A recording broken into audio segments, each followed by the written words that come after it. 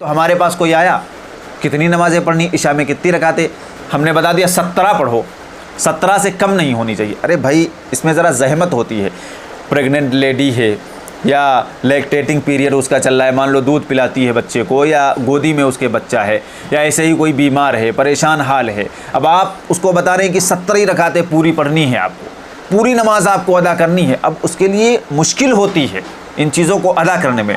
तो जब आप किसी को आदत डलवा रहे हैं तो आदत डलवाने में थोड़ा सा जो है कंसेशन से काम लिया करिए। एक हदीस याद आई, ये भी सही मुस्लिम में है। अल्लाह के नबी सल्लल्लाहु अलैहि वसल्लम के पास एक सहाबी आए, बद्दू सहाबी थे। उन्होंने कहा अल्लाह के नबी हमको कोई शॉर्टकट अमल बता दीजिए ऐसा जिससे हम जन्नत में दाखिल हो जाएं। तो अल्लाह के नबी सल्लल्लाहु अलैहि वसल्लम ने फरमाया तीन बातें अल्लाह के नबी ने फरमाया। पहली चीज़ फ़र्ज़ नमाज पढ़ना।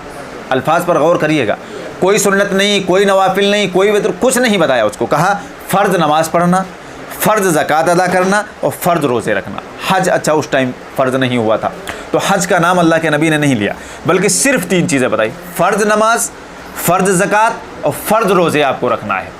तो सहाबी जब वापस जाने लगे तो अल्लाह के नबी सल्लल्लाहु अलैहि वसल्लम से कहा कि अल्लाह के नबी जो आपने हमको बताया है, यानी फ़र्ज़ नमाज, फ़र्ज़ ज़कात और फ़र्ज़ रोज़े, ना हम इसमें रत्ती बराबर कमी करेंगे और ना रत्ती बराबर ज़्यादती करेंगे। यानी ना तो फ़र्ज़ नमाज के अलावा कोई दूसरी नमाज पढ़ेंगे, ना फ़र्ज़ रोज़ों के अलावा कोई मुहर्रम के या जो है शब बारात के जो भी रोज़े होते हैं वो रोज़े रखेंगे, और ना ही फ़र्ज़ ज़कात के अलावा कोई ज़कात देंगे। हम सिर्फ इतना ही करेंगे जितना आपने बताया है।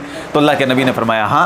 वो फिर जब जाने लगे तो अल्लाह के नबी ने सहाबा कराम से कहा कि अगर किसी शख्स को जन्नती शख्स देखना है तो इस शख्स को देख ले।